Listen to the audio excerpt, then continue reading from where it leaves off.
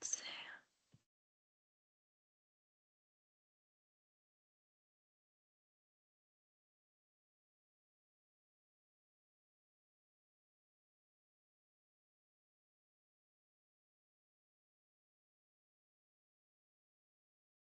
Right, welcome everybody to the AFP webinar on AI use. This is the first time we've used the Teams system for a webinar, so I'm going to be interested to see how this works out. I'm now seeing lots and lots of tiny little boxes as well, rather than just my guests. But anyway, we will move forward into the agenda. So I'd like to welcome our guests. Just in terms of scene setting, from an AFP perspective and also a fleet management perspective, I think we're all aware that every business is using AI now. Its use will continue to increase, and there's no doubt that these tools can fundamentally transform businesses, manage transactional tasks, and fundamentally speed us up as fleet managers. So today on this hot topic, I am delighted to be joined by my panelists. I think it would be just nice if they could introduce themselves one by one. So I think I'll start with Nigel, if that's okay. Good morning, everyone. Nigel Allsop. I am the fleet director for BT, and I am suffering with a bit of person flu, so apologies if I sound a bit husky. No problem. Phil? Good morning all. So I'm Phil Kane, Head of Commercial Fleet at Iceland Supermarkets. Thank you. James? Morning, everyone. James Rooney, Head of Fleet at Network Rail. And lastly, Sam. Hi everyone. So I'm Sam Biggs. I'm the roadside fleet manager at the AA. Thank you. I can also see Eric in the call as well. He can join our panel as well if he wants. Just a quick wave out to Eric Bristow. So anyway, I'd like to start just in terms of let's just make it kind of like a nice little fireside chat, guys. What are you guys currently doing on AI at the moment? And maybe I'll start with James. James, what are you doing on AI and what are you thinking about using AI for within your organisation at the moment? Yeah, so we've got loads going on with AI, probably as most businesses do right now. We've got the Microsoft Copilot working across our suite of Microsoft programs. And then we're also starting to see it embed into some of our more fleet-specific items as well. So generally speaking, we're using it mostly to react to the fact that EVs and new vehicles, ADAS, etc., is just bringing more work into the fleet team, and we haven't got any more people to do that work. The people we have brought in over the last couple of months and the coming months will only be to do with compliance, auditing, and largely my O license. Certainly to do we're trying to use AI, and that's largely in bots, so using AI to go through different spreadsheets and different, like a CSV file versus a Word doc with a presentation, and then tell us something about that or produce the reporting.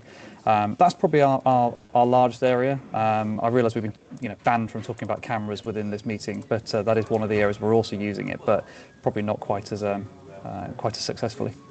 Well, you're not banned from talking about cameras. I just think there's more to AI for fleet managers than just cameras. So I'm sure we'll talk about cameras as well. Quite right. So, yeah, thank you for that, James. And Nigel, what are you currently at BT? What are you currently using AI for? Yeah, so I guess for us, it's kind of two areas. So kind of the one area, like James, we've got Copilot as our kind of weapon of choice. I guess the first area is around kind of the management parts, as the people kind of, how do we manage the fleet better by using AI? And to that point, we're using it for kind of PowerPoint presentations, we're using it for analysing kind of whole life costs.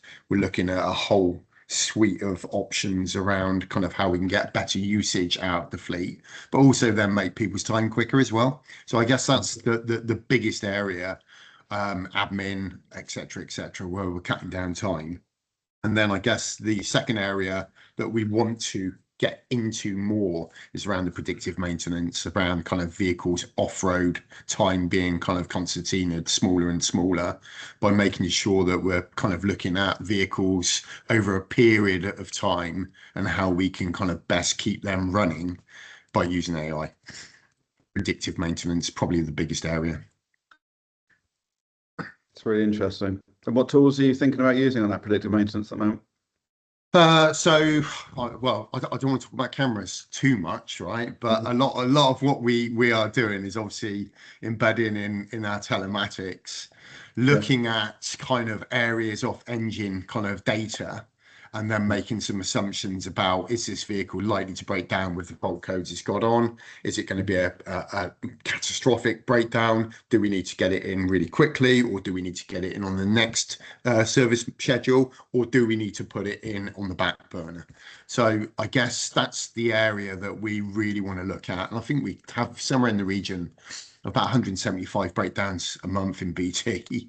So anything that we can do to reduce that, even though it's like a dark art, by taking someone off the road before they break down. So you are only thinking you are preventing something, because you definitely haven't broken down at that point. If we can reduce that, we have a massive saving to make.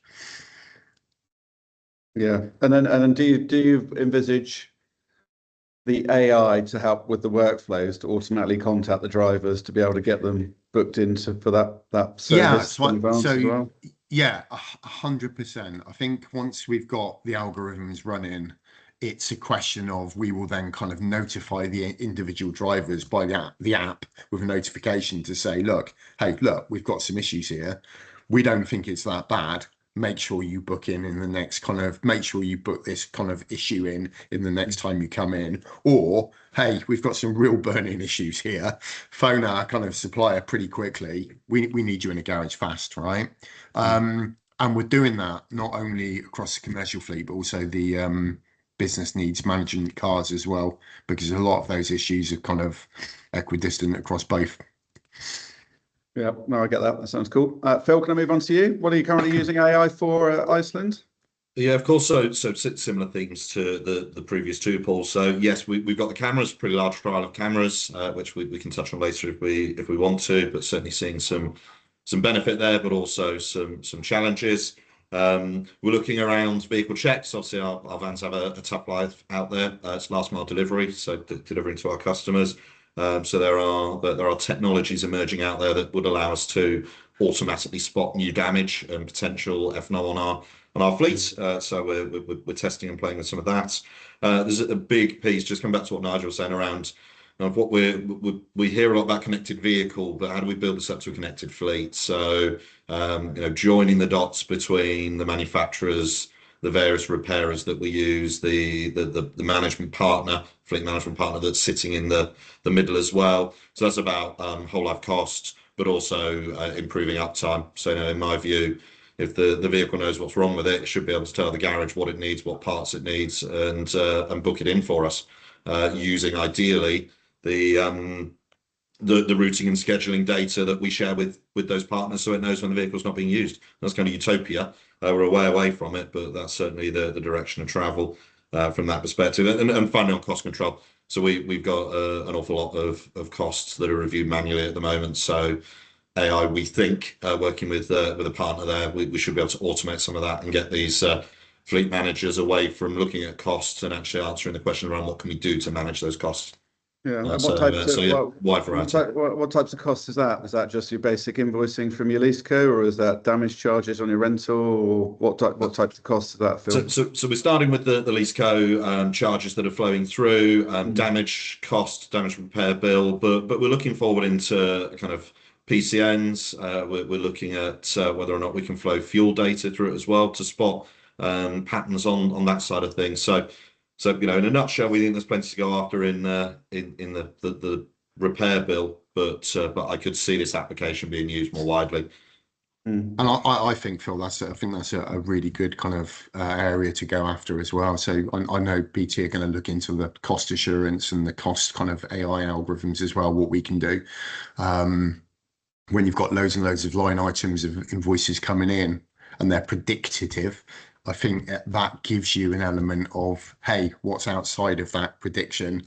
Do we need to look at this more in more detail and check it up? So I don't know about any of the other guys on here. We haven't got loads and loads of finance assurance people sat there looking at every line item, right? Yeah. So anything that can help, and I know Phil's obviously coming from this space, anything that can help in that space makes a massive difference. Yeah, no, that's really interesting. Yeah, Sam, you guys at the AA, are you using anything on with AI at the moment, or future plans? Yeah, we've got a lot of plans at the AA. So we have a whole AI team, and we've recently onboarded an AI director to drive initiative in this space. From a fleet point of view, we're looking to take away some of that admin burden so that we can get the team focused on the more critical tasks within our area. We attended a hackathon last week where we looked at creating our own custom GPT. And the one area that we focused on as a team was fines, because we get a lot of fines to all the customers that we have. And within an hour and a half, we managed to get a functioning GPT to look at that PDF fine document, extract all of the information that we needed from it, and then pop that into a document that we needed to transfer that information into.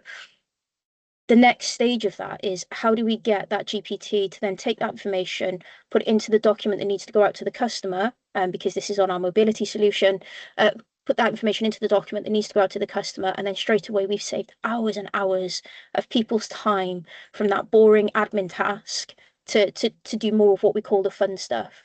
Outside of that, SMR is a big one for me, where I'm trying to engage the AI team. So something that we can't do within our own team is SMR. So we want to look at that predictive telematics data that we get flowing through from all of our vehicles on fleet.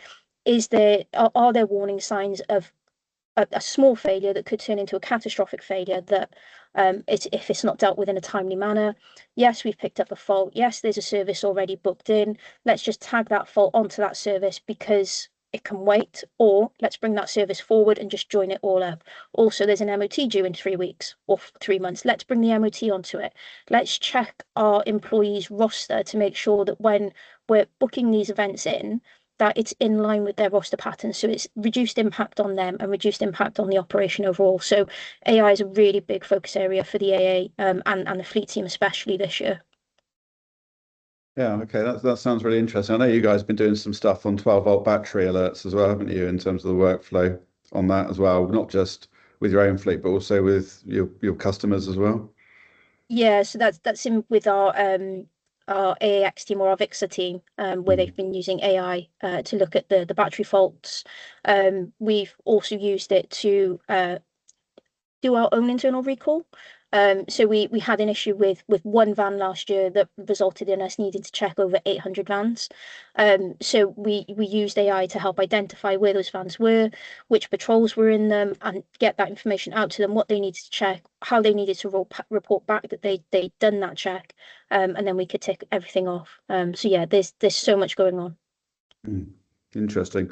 So can we just start to do a deep dive on some of these topics? I think the first one, that although always sounds a bit dull, I think this will really, really be a game changer for a lot of fleets, is fine management and what I call admin drudgery in terms of how we can set these sort of things up. So, when it comes to, Phil, you kind of mentioned it a little bit as well around PCNs and the management of potentially damage or PCNs. How do you kind of go about looking at AI and thinking about, okay, how do you deploy something to be able to automate the understanding and the processing there?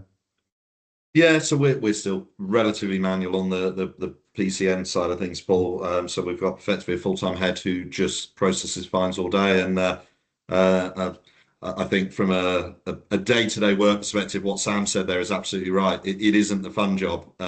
So I think one of the challenges we have that we're working to overcome is just with the variety of different councils and partners that we need to work with to process these PCNs. It is tricky because every fine is slightly different. Everybody's got a slightly different process. Some people you can engage with digitally, others less so. So I think we're probably further away from that because of the wider complexities that I suppose that the AFP as a group can help us to lobby on. Than we are in some of the cost areas where effectively we're receiving CSV files in a standard format, and the AI is built to chomp through those and start asking the sensible questions that a fleet manager would ask around, well, why have I paid for that twice? Or I only put oil in that vehicle 6 weeks ago. Why are we doing it again? So I think, yeah, but PCNs, it's on our list. Certainly, Sam, happy to have a chat on what you guys are up to, because that sounds great. But it is then how we actually physically process those PCNs where I think that the challenge is around that. Yeah, I get that. I would guess the AA don't get too many PCNs. From our patrols, no. No, I think it'd be a bit harsh for a parking traffic warden to put a ticket on one of your vans, wouldn't it? Believe it or not, Nigel, what about? we do get fines for being in bus lanes when we're attending a breakdown, into the congestion zone, even though we've got an exemption. It's just making Yeah, sure that all of that admin is tied up in the background. So we do get quite a few fines that come in, but we challenge them where needed. yeah, of course. And then Nigel, just looping you in, you must have a fair Yeah, amount of so I guess that fines and a lot of admin drudgery. yeah, a lot of that fine management is done by obviously a kind of managed fleet management company at the moment, right? So obviously Holman do a lot of the upfront management. However, we then have to do a lot of the verification and make sure that we're kind of paying the fine in order, and make sure that we were where we said we were, in the wrong place at the wrong time. So we are using AI for our part in terms of making sure that we are swift in terms of paying for what we do. And if we need to appeal, we can appeal really quickly. But in terms of the fleet management side, I don't think Holman are too involved in that part of AI at the moment for us. But I do see it as a massive opportunity, right? In terms of driving their position. Yeah, I do too, actually. James, you doing anything on this kind of admin drudgery, PCN? Yeah, hugely. Fines? PCNs and notice intended prosecutions.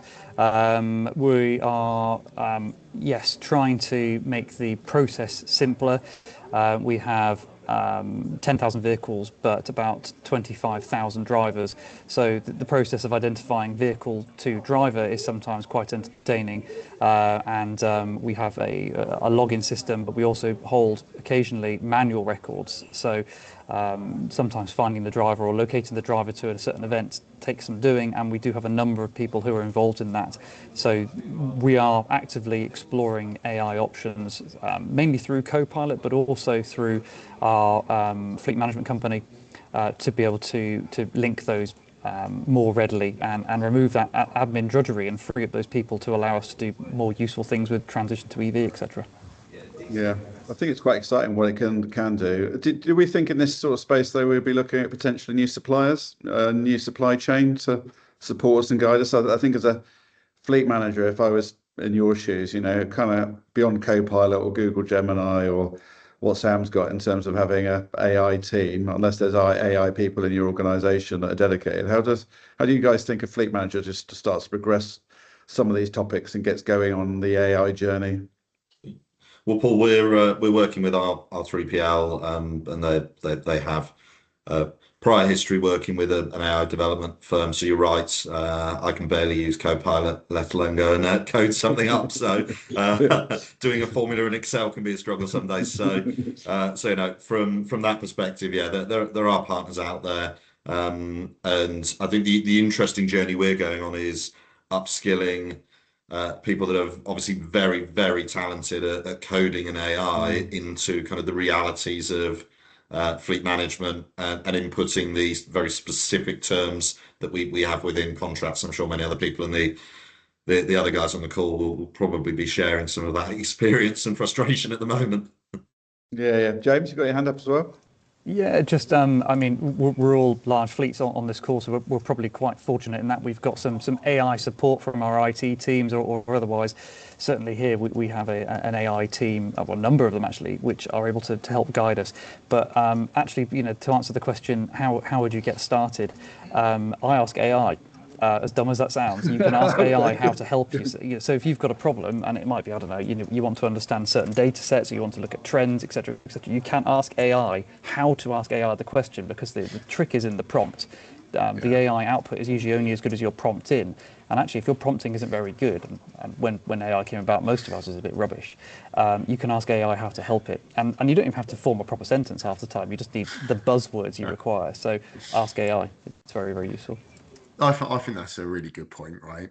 I've no doubt that we all work with some extremely clever, savvy people. And as long as you can get the prompts right into AI, even if you get them wrong the first few times, you can hone in. We did an experiment the other day. None of us were analysts, so some of my fleet team, and we looked at, what was the best tire for us to have across the fleet? Was it budget, standard, or kind of like height? how many tyres we'd have to change, what the cost of those tyres, what was the amount that we were driving on an average, etc., etc. And before probably about an hour and a half, you could work out theoretically what is the best type of tyre for the fleet, and are we employing it, and what will be the outlay cost, and then what will be the payback over year 1, year 2, as these tyres don't wear out or wear out more frequently and you change them more often. And as long as you've got some really good data points to put into it, and as James says, you've got the right prompting, you need to check it, right? Because you have to sanitize everything that you get from AI, because it is only as good as what you kind of prompt it with. And if you've got someone who can sanitize it and kind of ask the right questions and kind of ask the searching questions, actually you come back with some really good debate, and you come back with something that you may not have thought of as well. So it certainly kind of solidified that we were doing the right thing with our tyre position, by going into AI. The other area that I've certainly found useful, I don't know about you guys, but some of the commercial contracts that we've got run into hundreds of pages, right? And the devil in the detail in commercial contracts is something that's very, very hard to tease out, right? And putting good commercial contracts into trusted, and I mean trusted AI, right? So it has to be trusted, really does help speed up what you're looking for, and what the contract means, what the challenges are, what the risks, what the pitfalls, what the plus sides are. And I found that incredibly, incredibly useful. So that's another area that we're looking at in detail. Yeah, that's totally really... what Nigel said there. Sorry, Paul. Go.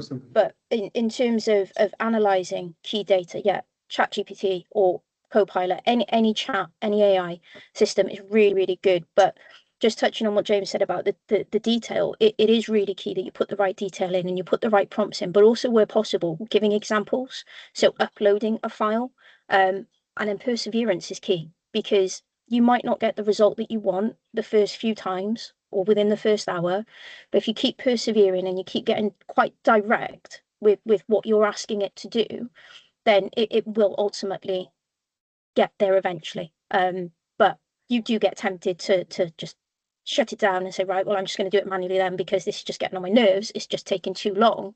But perseverance is key, which is something that I learned at that hackathon, being thrown in. Never created a GPT before.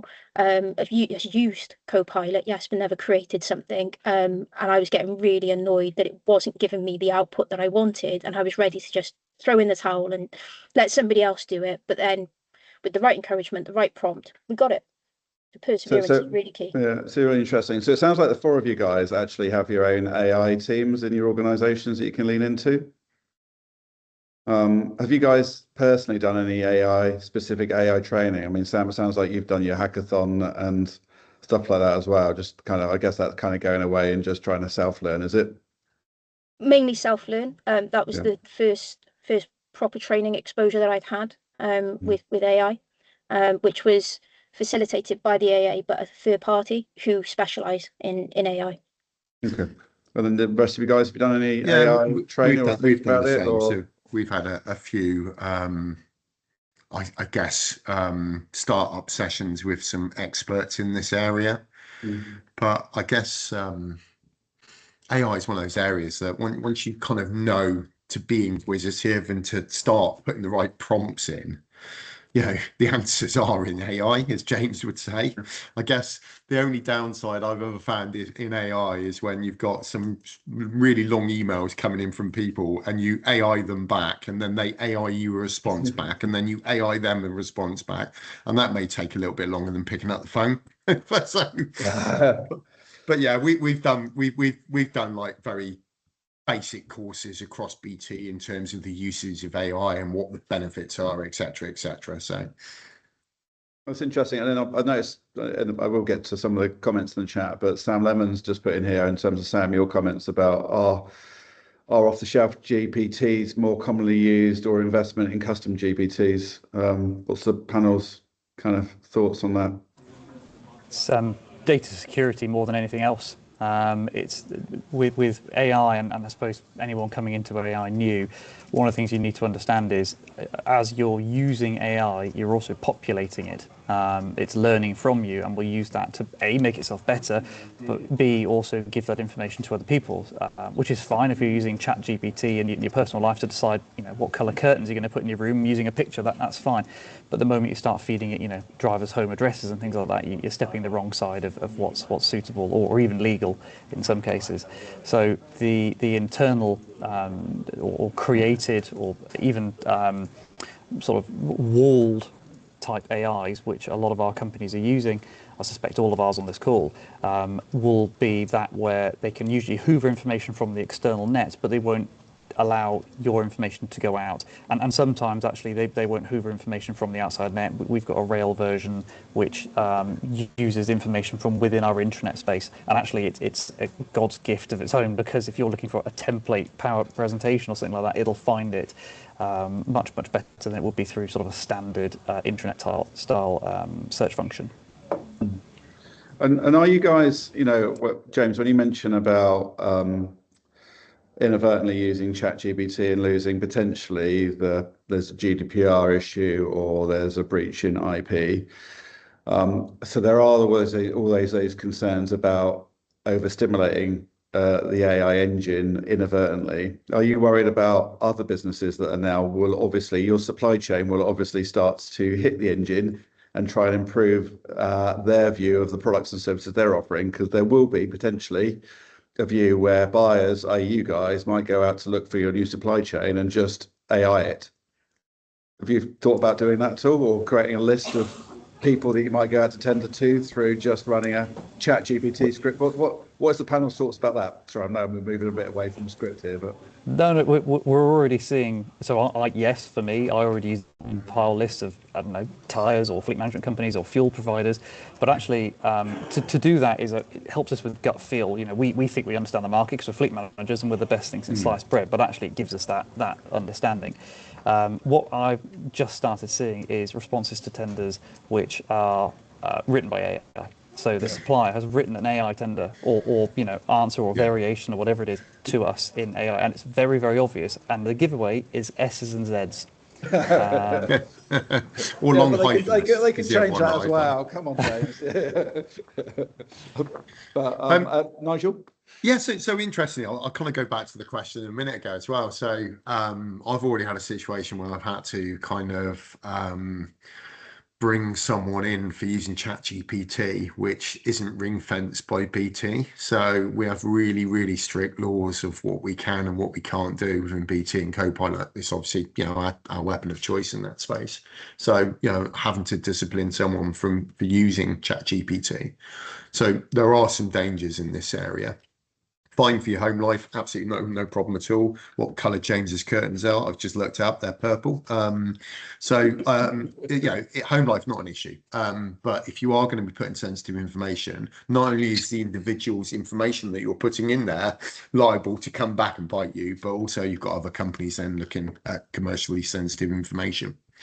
And then I guess the other point I would say, not just commercial contracts written with AI, is if anybody's recruiting still, and you can quite often see some amazing CVs out there that have been written very clearly by AI, including a few of my own teams that have done it, and hopefully they have removed the S's and the Z's and changed some of the way it looks. But I definitely think we're in a situation where, because it is getting better and better and better, actually a lot more people are, coming in with the same standard kind of like CVs, same standard kind of, filling stuff out, etc., etc. I was speaking to someone the other day, and my wife's obviously works in school. A lot of the SEN children, etc., their parents are now filling out kind of PIP forms and ECH, all of the forms they put online, they're being done with AI as well, and so that really does, that's blown up massively. So I think in terms of time stealing, it's really good, really, really useful. I think you need to sanitize whatever you do, because clearly, if you're going to go for a job and you're going with a not necessarily a non-personalized CV, you've got to be able to back up what that CV says as well, right? And it should be you on a page, not you and ChatGPT on a page.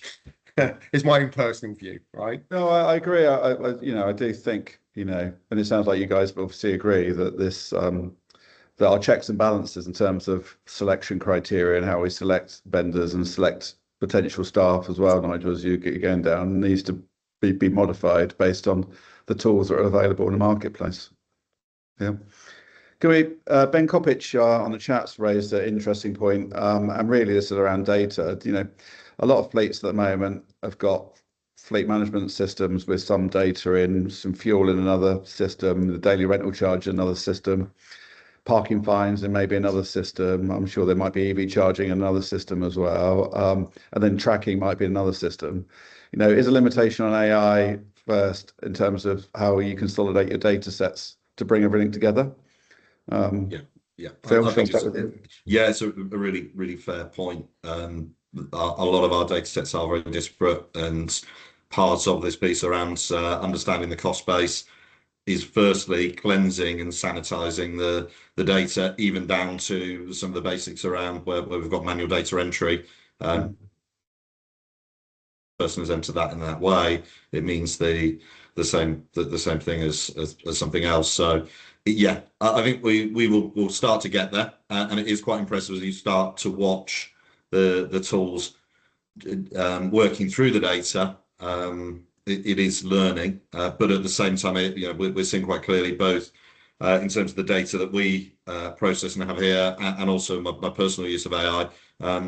It does get it wrong from time to time, so it does need that sanity check to ensure the outputs and the outcomes that it's generating are definitely correct. And the way we're starting to get around that is exceptions. So the tool we're building is around, okay, it will kick out. It's not out exceptions, and that's where we'll use the fleet managers to have a look at that and go, actually, yeah, okay, that is correct. In which point it's fed back in as correct, and if it isn't, then it's learning from that as well. Yeah, I think what's become a bit of a trend from my perspective is seeing a lot of fleet teams now having not actually data scientists, but an analyst within the teams as well. Is that the backbone of the AI strategy before you move into AI, is to get somebody like that into your team if you don't already have somebody? James? Yeah, absolutely. So there's more emphasis on fleet now, and I don't know if this is just mine, or I suspect it's fairly broad, to show your stakeholders what's happening in fleet. But obviously you need to do so in a way that they'll understand. So if I give them my KPIs on VOR, half of those will seem like Latin. So you need to tell them information that's relevant for their area, and what it means in terms of, are they getting benefit for money, are we actually working hard for them, and what are the next best steps and things they can do to help improve fleet uptime, efficiency, cost challenge, whatever it be. So dashboarding is more important than ever, and we used to put together a pretty Mickey Mouse type Excel thing, ping it out once a month, and hope that we didn't get too many questions on it. And what we're doing now is we're creating a fully API-fed dashboard. But doing so, we've got this quandary of exactly what you just said, Paul, around telematics comes from one place, and actually we're really limited in the visibility we can have of it because of some trade union agreements. So what we do take has to be heavily vetted. We've got fuel coming from somewhere else. We've got 2 fleet management companies. We've got different leasing companies. All a smorgasbord of information, and every bit of it comes in a different measure and type. Certainly our telematics, for example, gives us something in kilometres and something in miles. It's madness. So the use of AI in that respect helps us to bring together into that dashboard and reporting one language, rather than the need for someone behind, a data scientist type person, to come and vet all the information and manually upload it. Yeah. Sam, you've got quite a robust, I think, data strategy with what you guys have been doing at the AA. Yeah, we've got the AI team, but internally with the fleet team, there was a bit of a restructure last year, and we created a new role within the fleet team for product and product and delivery manager. And that person has actually gone on an AI apprenticeship, and they're helping to really streamline a lot of our data, a lot of our inputs and then our outputs to make sure that they're consistent. They're run in a timely manner, and we're getting the right information out of them, and really challenging ourselves and other stakeholders on why they need that information in the first place. And is it in that format? Is there something else that we could have done for them that would have given them the same output, or given them the outputs they need, but in a more streamlined way with less effort? So there's definitely a need to have a skill set for where you're broadening the horizon of using AI. But having a luxury of having somebody on your team that is going through that apprenticeship or is really trained in that, it's a massive luxury, massive help. Yeah, and then Nigel, you've gone on a bit of a journey on this topic as well for the last year and a half, haven't you, at Openreach? I'm a simple man, Paul, as you well know. So I had a astrophysicist, qualified person working for me as a real AI link-in. I guess the problem with that individual, well, it wasn't the problem, is he didn't know the fleet industry as well as, so they were absolutely fantastic in crunching numbers, data, etc. But we needed to shepherd that and balance it with someone that knew the fleet industry to get meaningful stuff out of it. And like James, look, we've got data feeds coming in from every walk of life.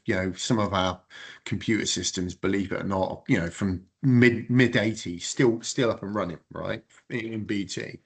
So getting something into a one sync all API feed is massively important, right? First and foremost.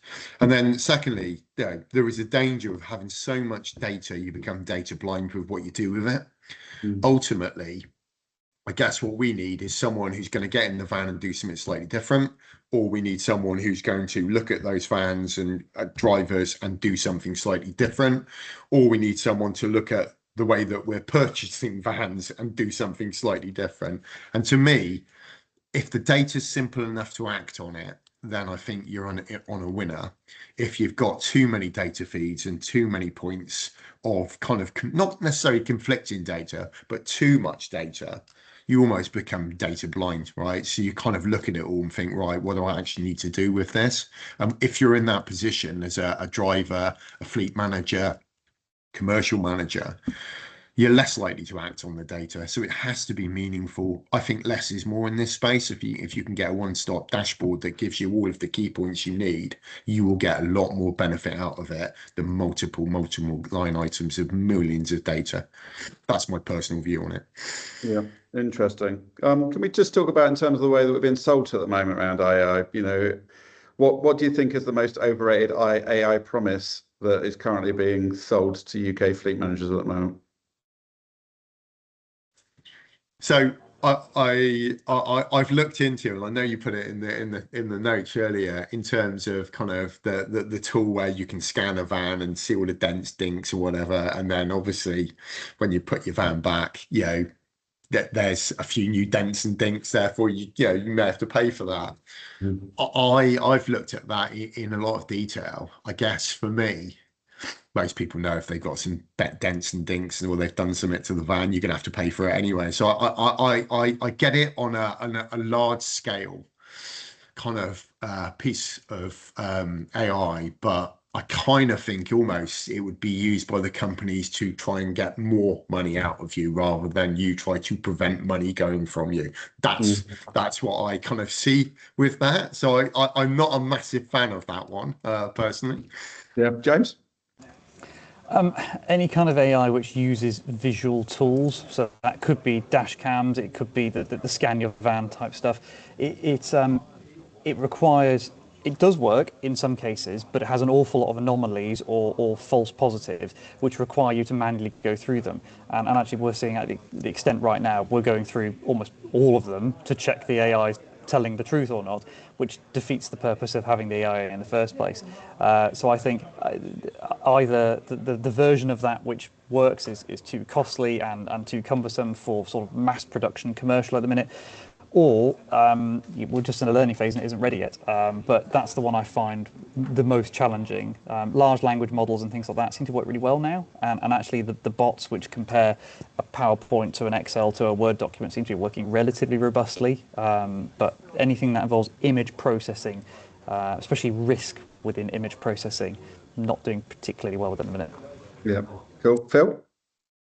Yeah, I mean, I think I'd echo James's point there. So without getting too into the detail on the camera side of things, we've tried it and have had to switch elements of the functionality off because the level of false positives that the drivers were getting in the cab were becoming a distraction in themselves. So from a risk perspective, it was the opposite of what we were looking to achieve with the trial. So some elements where it was pretty basic and fairly standardized, what it was looking at from the vision processing perspective seemed to work quite well. So, mobile phones and seatbelts, but other more complex situations around distraction and whether the driver's looking in the right place at the right time, I think there is certainly a way to go on that side of things. Yeah. Sam? Yeah, I'd echo what Nigel said around the imaging of damage disputes. It can work, it does work, but in reality, it's part of a very good process, not the standalone process that needs to be deployed. Yeah, but I think we all acknowledge we all have issues with low speed accident notification, shall I put it this way, Nigel, coming from the drivers. If they do scrape a post, they don't tend to be the most forthcoming, do they? I think our average kind of reporting the damage for those incidents certainly isn't within 24 hours, Paul, right? It tends to be my vehicle was damaged whilst I parked it somewhere. The bollard moved and hit me, which astounds me. Yeah. But we get plenty of them. We get plenty of them, I can assure you. Always impressed about how many hit whilst parked we all have. Phil, I know you need to leave in a few minutes, so here's a quick couple of questions before we wrap up over the last 5 minutes. But kill switch. So, if you could use AI permanently to delete one manual spreadsheet in your daily routine, what would it be, Phil? Well, we've got a big old Excel spreadsheet that runs our fleet uptime and have we got the right vans in the right stalls at the right time. So if an AI could take that off our hands, it would save a lot of people time to go and do the fun stuff, as has been put earlier. I get that, Nigel. I would say financial assurance for us in terms of kind of the amount of bills that we kind of put through month on month, week on week. So definitely AI assurance, making sure that we are assured at the extremities of what we're paying for.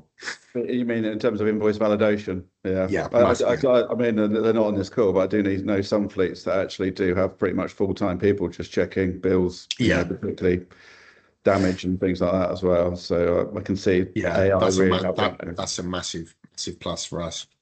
Yeah. James?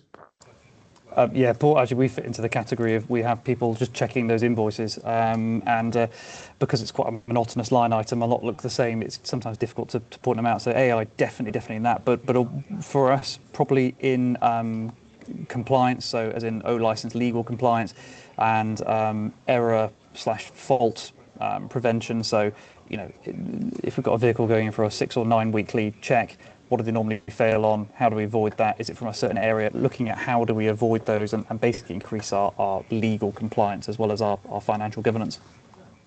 Cool. Sam? Financial governance for me. I don't have the luxury of having finance people going through my invoices before they get paid. That's done by my fleet coordinators.